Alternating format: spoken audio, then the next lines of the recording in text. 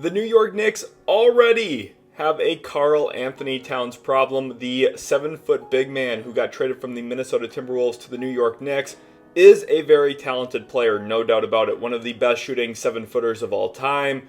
Gifted off of the catch, the ability to attack closeouts, finish at the rim, as well as a driver of the basketball.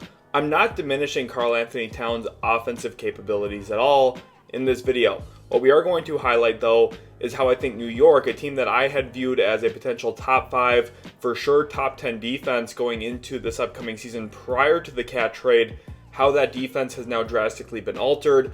And through some of their early preseason games, there's a lot of film on Karl-Anthony Towns, I think, struggling in drop coverage. Again, a big bet here by the New York Knicks, moving him from power forward, where he was playing for the Minnesota Timberwolves alongside Rudy Gobert, back to a full-time center spot, at least for the foreseeable future, with Mitchell Robinson out until the beginning of 2025 at the earliest. I still think the Knicks are going to be a really good team, but I think come playoff time and throughout stretches of the regular season as well, we're going to see some real problems with Karl-Anthony Towns back in Tom Thibodeau's system, a system where he really failed the first time around as well, prior to Tom Thibodeau's firing in Minnesota after a 97-106 record, sub-500 basketball from Tom Thibodeau in his stretch as a coach of the Minnesota Timberwolves. And now I think the Knicks, who made a big bet here on Karl-Anthony Towns by trading Julius Randle, Dante DiVincenzo, and a first-round pick via the Detroit Pistons, I think the Knicks really have a Karl-Anthony Towns problem on their hand. So let's jump into it now by first showing his best play in drop coverage so far from the preseason. And a lot of this video is going to center on the pick and roll, because this is what teams are going to aggressively look to do to attack Karl-Anthony Towns come playoff time and through stretches of this regular season, whether that be in crunch moments or just throughout the average flow of an NBA game. And I think this first one's a great example of a few things. First of all, I really love the Knicks supporting cast around Karl-Anthony Towns to try and build a good defense. Mikal Bridges, I know there's a lot of skepticism around right now about Mikal Bridges as a defensive player. I think he's going to be a lot closer to what he was in Phoenix as a real stopper, a real point of attack nightmare defensively, where he's been an all-defense caliber player in the past. OG Anunoby as well, another all-defense caliber wing. The Knicks have two of the best 3-and-D wings in the entire NBA right now. And another player I want to highlight is a player you'll see in this clip, Miles McBride. Deuce McBride's one of the better point-of-attack ball defenders in the entire NBA. His ability to navigate through screens, apply full-court pressure, and really win with his technique has been extremely impressive, even going back to his collegiate days. Pre-draft, I hyped him up a lot on the defensive end of the floor. Obviously, he has turned into a pretty good success story for the New York Knicks as a draft selection as well. So when we watch this clip, first of all, this is Tre Mann taking a middle screen here from Taj Gibson. And the first thing I really want to highlight here is this space. And this is partially why I have concerns about Karl-Anthony Towns, who you can see in drop coverage playing a little bit above the left elbow on the screen right now. This is a bad screen, and this is bad screen usage by Tre Mann here. There's way too much space between the actual screener and the ball handler, allowing McBride to do a pretty good job staying attached. Now, Taj Gibson still does get a little bit of a hit. It does put McBride in chase a little bit, but it's not a great screen. It's not great screen utilization by Tre Mann either. And part of that, with McBride now being able to get back to Tre Mann's hip, it puts Karl-Anthony Towns in a spot where he can tag and then recover back to his man. And this is a wonderful play by Karl-Anthony Towns. Again, let's just watch it through here near full speed. Obviously, I have the clip slowed down a little bit so you guys can see it and really digest this clip. Karl-Anthony Towns does a good job here. He shows to the ball handler. He recovers back to his man. And you might be saying, okay, well, I thought this was going to be a little bit of a pessimistic video. Why are you starting with the best clip? And the reason for that is, again, I think this is a bad job by Tre Mann here, utilizing the middle screen. This is a bad screen set by Taj Gibson as well, allowing Deuce McBride to get back into the middle. When we look at some historical footage of Karl-Anthony Towns in this clip here against New Orleans from last season, remember, last year was the year that most people thought Karl-Anthony Towns turned a corner defensively. I completely disagree with that narrative. I was there in person for over 45, 50 Timberwolves games last year. I still don't think Karl-Anthony Towns is a good individual defender. I think Chris Finch and the Timberwolves coaching staff did a fantastic job hiding him for a majority of the season. And clips like this will show you why. Here the Pelicans have two bigs on the court. Larry Nance, who's no longer in New Orleans, and Jonas Valanciunas standing in the corner, who also is no longer in New Orleans. Anyway, at this point in time, you see Larry Nance setting a screen here on Jaden McDaniels. And this is one of the big differences between this clip and the clip I just showed you. There's not a lot of space between the ball handler and the screener here. And because of that, Jaden McDaniels doesn't have anywhere to go. Jaden McDaniels has to chase over the top, and this is what frees up a lot of space here for Brandon Ingram against Karl-Anthony Towns in drop coverage. This is a relatively wide open jump shot. Now, from the analytics perspective, it's a mid-range jump shot. This is one of the lesser efficient shots in all of basketball, so you're okay with giving this up, and that is the reason for drop coverage as a whole. But still, it's Brandon Ingram. It's a good look. Now, he doesn't make it in this event, but this is the type of shot you're going to allow with Karl-Anthony Towns playing in drop coverage so frequently and so often. But this is in the Western Conference, and this is where we're going to see some issues when you try and use this in the East against the East spacing. It's a little bit different, and part of why I think the East might be a little bit better than the West, especially at the top of the conferences, because the East has something called stretch fives, and they have a lot of them in the Eastern Conference. The Knicks now do too, but they're going to have to find ways to effectively guard the other stretch fives. Last year, they just didn't really have that. Kristaps Porzingis in his Celtics debut lit up the New York Knicks, also found success against them regularly throughout the course of the regular season. Here, Mitchell Robinson playing in drop coverage as Drew Holiday attacks downhill. This is going to be a common problem for the New York Knicks this year, with Karl-Anthony Towns playing at the 5, Jalen Brunson being asked to defend one of the Celtics' awesome 5 players on the court. This drop coverage with Porzingis just popping out after the screen is wide open, and this is something Karl-Anthony Towns is going to struggle with as well. He just doesn't have the lateral mobility to cover this, and it's just a hard play to cover in general because of the amount of pressure a stretch 5 puts on a defense, which is again part of why the Knicks went out to get Karl-Anthony Towns, but they still have to find effective ways to try and defend the other stretch 5s in the NBA. Let's talk about the Milwaukee Bucks. How would they defend someone like Brook Lopez? Well, last year, here's an example of Karl-Anthony Towns defending, quote-unquote defending, Brook Lopez, as Lopez sets a drag screen in transition here for Damian Lillard.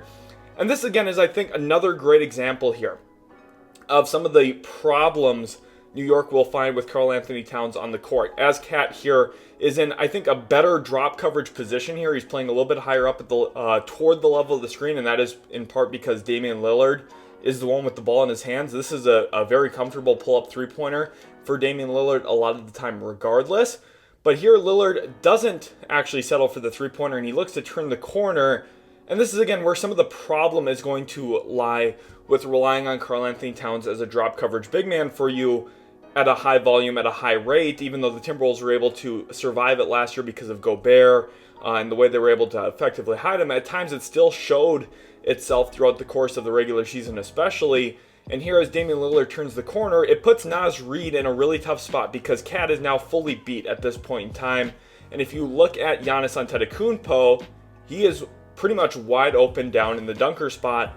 And Brook Lopez is relatively open up on the top of the key as a pop option. And obviously the Wolves semi-switched this here with Edwards staying semi-close to Brook Lopez. This is still not great defense, and the lob option is there. Now, does Damian Lillard make the lob pass? No, that's something where the Bucks will have some growth probably in year 2 of the Giannis-Dame pairing. But regardless, with Naz Reid having to step up and provide extra help, Giannis is there to put back the missed floater anyway. Go back to the preseason here. We have a little bit of action. Now, Karl-Anthony Towns, worried about Tre Mann setting a Spain screen or a rip screen on him here, is looking over his right shoulder. Tre Mann doesn't even go to set the screen, and because of that, Karl-Anthony Towns jeopardized his whole positioning and really doesn't have the lateral mobility to get back in front of the play. He doesn't have the athleticism as a defensive big man to afford looking over his shoulder. If his early positioning is out of whack, the end of the play is going to finish terribly for him. That's something I spoke directly with Chris Finch last year about. When Chris Finch, he notably said, if you're out of position early, you're going to be out of position late. And I think that's exactly what happened here in this clip as LaMelo Ball got to the free throw line here against Karl-Anthony Towns, who really didn't have any choice but to foul him. And you see again just his early positioning here put him in a spot where he had to throw his body into LaMelo Ball, and it ended up being free throws for the Hornets star. This clip here, again, I think another great example of some of the problems you're going to find with Karl-Anthony Towns playing as a predominant 5 for you, and that is his help defense feel. It's not just about pick and roll play. Obviously, that's been a heavy dose of what we've talked about so far in this video. But again, Karl-Anthony Towns as a helper, there's just levels to this compared to his former teammate Rudy Gobert, compared to some of the better defensive big men in the NBA, like a Bam Adebayo, for example. The Knicks don't have that with Karl-Anthony Towns. As he goes to help here on the baseline drive, he probably overextends a little bit and loses Nick Richards in the middle of the floor, which leads to this easy push shot for the Hornets' backup big man. Again here, another example of transition basketball, very similar to the clip we saw with Damian Lillard a couple of clips ago. Now LaMelo Ball is taking a double drag screen here, or a horns action, and he's attacking to turn the corner. Look at, again, Karl-Anthony Towns' initial positioning. He's very low in drop coverage. This is what Tom Thibodeau wants from him. The idea behind this is to limit rim and force teams and force players to hit a bunch of pull-up jump shots. The issue with that is against the best teams and against some of the best talents, they're capable of doing that. This is relatively open for LaMelo Ball, but Ball does a really good job turning the corner here, and I actually want to back this clip up just a little bit here. When you see OG Anunoby does a great job getting over this first screen from Miles Bridges. Nick Richards just gets barely a little bit of a hit. And because of that, LaMelo Ball is able to turn the corner downhill. And if you compare that to that Miles McBride clip we talked about earlier, at this point, OG Anunoby has not been able to reattach to LaMelo Ball, which forces Karl-Anthony Towns to stay in the area, stay engaged with LaMelo Ball, allowing Nick Richards to roll as a lob threat. This is all going to be a problem with Karl-Anthony Towns in such a deep drop coverage. You're allowing a lot of open space, and when you allow open space, it typically leads to good offense in the NBA. Another example here with Cat in drop coverage, Taj Gibson gets a little bit of a hit here, and Vasa Micic turns the corner on it, drops it off to Taj Gibson. And again, this is where early positioning matters. Just if we rewatch this clip full speed, early positioning leads to late positioning, and Karl-Anthony Towns again commits a foul in pick and roll basketball. Karl-Anthony Towns has a career problem of fouling, especially in the postseason. He has fouled out in a good number of his postseason games and has recorded 5 fouls in a lot of them as well.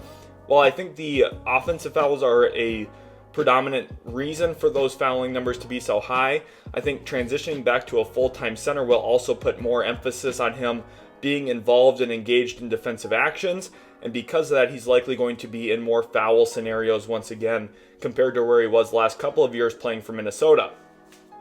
Now another example here, Brandon Miller comes off of a drag screen in transition, and what did I say? The best players, the best talents, NBA talent can hit pull-up jump shots. That's exactly what Brandon Miller does here with Cat in such a deep drop coverage once again. This is just a problem for the Knicks. It just is. I think another great example here, the dynamic between Jalen Brunson and Karl-Anthony Towns, and how I think these two guys specifically together are going to be a real problem for the Knicks defense, despite having other good defenders on the floor. Josh Hart, Mikal Bridges, OG Anunoby. I think 3 strong perimeter wing defenders. Obviously, Josh Hart maybe not as adept as Anunoby or Bridges, but still a good contributor on the defensive end of the floor. I think these two, though, especially when they're in situations like this on the weak side, this is where positioning and size really matters. LaMelo again here attacks Karl-Anthony Towns, and with Brunson aware of that, Brunson doesn't have the size to play super far into the gaps as just a 6'1", 6'2" point guard. The further off of his man he is, the more likely he is to give up a catch and shoot shot, because he doesn't have the elite 6'5", 6'6" length with a great wingspan to get back to his man and contest. And with that, LaMelo Ball throws a perfect dot here to Josh Green in the corner, who turns it into a wide open catch and shoot three-pointer. Again, if you look at the pairing here between Jalen Brunson and Karl-Anthony Towns, this is very good screen utilization here from Tre Mann. Earlier in this video, we talked about him not using a screen from Taj Gibson as good as he possibly could have. This time, Tre Mann sets up Jalen Brunson extremely well, and Taj Gibson flips the screen to set a rescreen on Brunson. And at this spot, this is where open space is again being taken. Now, Cat does a good job hedging at Tre Mann, forcing a ball pickup. But this is where the Knicks are going to feel some trouble, especially when Brunson and Cat are both directly involved in the pick and roll. Josh Hart helps down significantly to crack in on the Taj Gibson short roll, allowing Brandon Miller to stand wide open on the three-point line. Now, the issue is, first of all, you probably aren't worried about Taj Gibson short rolls, but come playoff time against Philadelphia, that would be someone like Joel Embiid, who you definitely need to provide extra help in and crack down on. A team that the Knicks beat last year in the playoffs, this will be a real problem for them in the playoffs if Jalen Brunson and Karl-Anthony Towns are both directly involved in pick and roll frequently. This clip is probably going to be my favorite one to talk about in this entire video, and it's the very first defensive possession of Karl-Anthony Towns' New York Knicks career. First possession of preseason. How did Charles Lee and the Charlotte Hornets look to first attack Karl-Anthony Towns in his Knicks debut? And it's honestly a little laughable. LaMelo Ball gets the ball here on the left wing, working toward what seems like might be a middle pick and roll with Nick Richards, his big man. However, Nick Richards actually ghosts this screen to go set a wide pin down for Brandon Miller in the left corner. As LaMelo Ball works toward the middle of the floor, it opens up a wide open slot for Brandon Miller to catch the ball in. And look at Karl-Anthony Towns standing about 15 feet away from probably where he should have been to help out on this possession. So let's dive into it a little bit deeper. Let's look at Karl-Anthony Towns specifically. Let's look at his positioning and how this is going to be a problem against teams like Boston, Indy, and a bunch of other teams that have elite point guard play, elite shooting around those point guards. As Karl-Anthony Towns, first, his initial positioning here is actually pretty solid, assuming Nick Richards would go to set the screen. However, he doesn't. Now, after Nick Richards flees the screen, this is where, again, initial positioning is really, really poor. Karl-Anthony Towns doesn't even look to be aware at all of what is actually occurring here on this play and what Nick Richards is going to go do in this action. He doesn't seem to know that Nick Richards is setting a wide pin down screen here. And then once he does realize that, all he simply does to help Josh Hart out is point up toward the top of the key saying, hey, there's a screen, get through it, without actually providing any support with his own body positioning, his own defensive positioning to mitigate the harm that a Nick Richards screen here does to the New York Knicks defense. And look at this. This is a really good screen by Nick Richards. This is a very good hit where Josh Hart gets his entire body hit on this screen, allowing Brandon Miller to catch the ball wide open. And I'm talking wide open in the slot. Now, Brandon Miller doesn't get this shot to go, but this is almost comical. This is exactly what I fear for the New York Knicks defense. Watching this type of play, Karl-Anthony Towns, as an anchor, as a 5, you have to be the smartest defensive player on the court oftentimes. You have to be the best at communicating. You have to be the best at providing support and help to your team in a variety of areas. This is an area where Karl-Anthony Towns is not great at right now. And this is going to be something that going into year 10 of his NBA career, is he suddenly magically going to be a good or great team defender? I just really don't believe so. And clips like this are evidence as to how I have a little bit of concern about the New York Knicks team defense as a whole this year, because this is bad defense for the New York Knicks and a real problem when it comes to facing Eastern Conference teams, especially the Eastern Conference 5s. You think about how Indiana went so far in the Eastern Conference playoffs. Miles Turner, the spacing context that he provides as a big man is really, really dangerous compared to what they saw against Charlotte, right? Nick Richards, Taj Gibson, those two guys are not going to be real pick and pop threats. You compare that to the Kristaps Porzingises, the Brook Lopez, the Joel Embiid, the Miles Turners of the world. That's going to be a real problem for New York to try and contain. It's going to ask Karl-Anthony Towns to be mobile, something he's not defensively. The lateral mobility just isn't there. The IQ isn't there defensively, and the early positioning oftentimes leads to poor positioning at the end of plays, and the end of plays are what put points on the board. So I think really the Knicks are going to have a real Karl-Anthony Towns problem when it comes to defending 5s.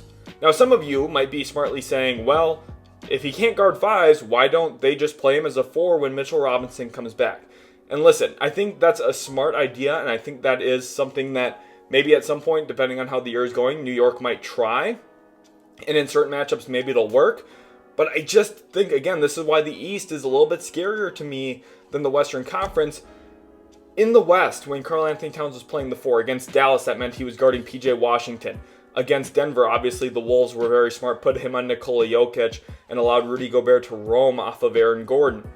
The West context is a lot different though than the East. In the East, the 4 for Indiana is Pascal Siakam. The 4 for Boston is Jason Tatum.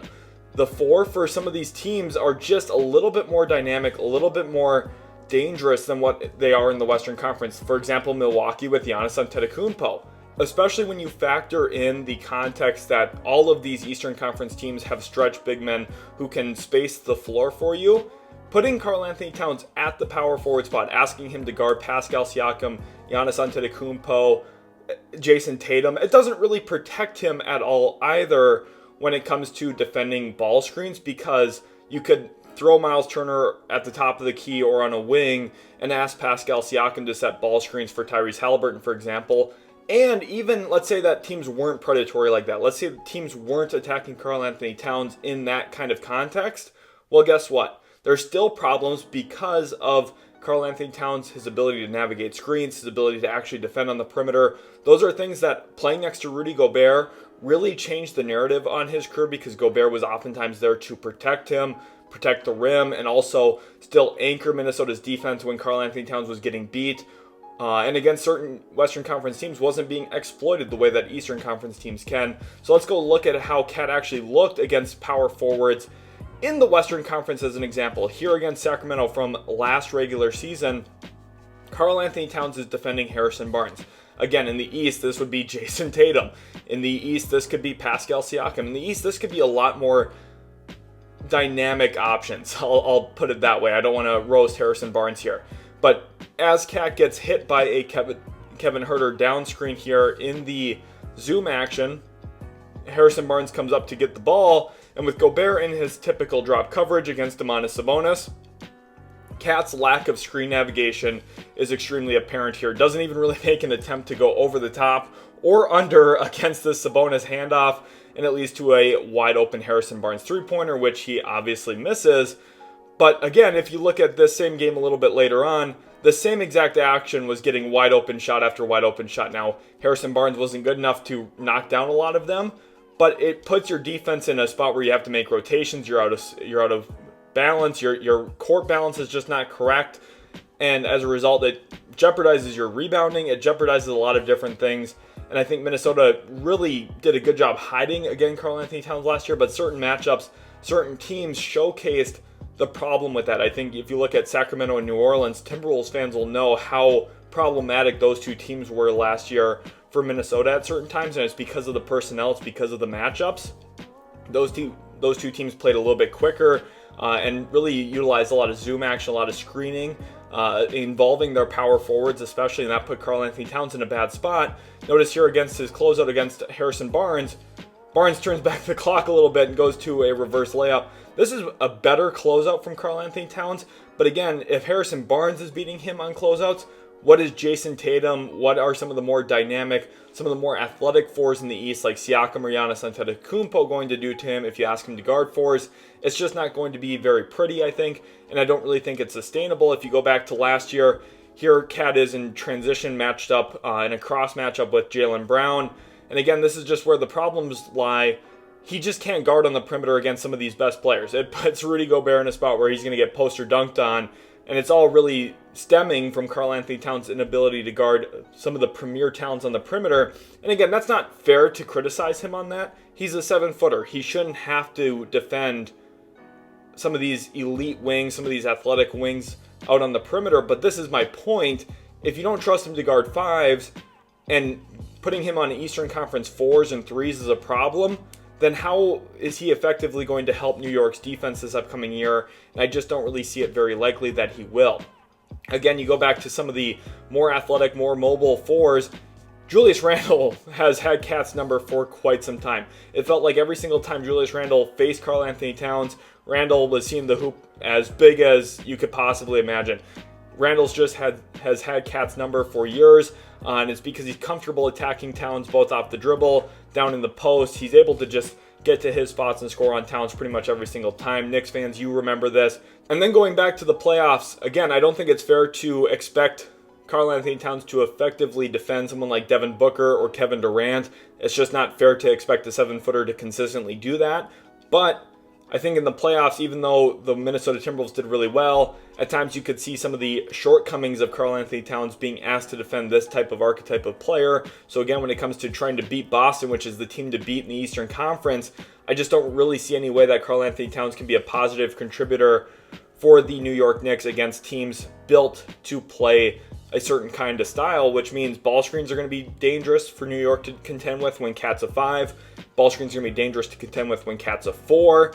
And isolation will be dangerous, especially if Cat is defending other 4s, if that's Jason Tatum, Giannis Antetokounmpo, Pascal Siakam, so on and so forth. Now, I do think there is one team where playing Cat at the 4 does make some sense, and that could be against the Philadelphia 76ers. We've seen, again, in that matchup last year, how important rebounding was for New York in winning that series against Philadelphia in the first round. So playing bigger with both Robinson and Cat together in the playoffs could make some sense, especially since the Sixers don't really have a super threatening power forward.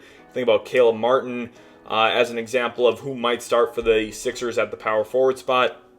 That's not really a player you're super terrified of, so maybe you could afford to get away with it. But against Indiana, against Milwaukee, against Boston, it just seems like a very scary, daunting task to ask Karl-Anthony Towns to defend any of those power forwards. And then against the 5s, against Kristaps Porzingis, against Brook Lopez, against Miles Turner, it just feels very unlikely that you're going to really sustain a good team defense against those types of stretch bigs, because it feels like there's just going to be a lot of easy option offense for these teams to flow into, whether it's just a simple pick and pop or wide pin downs.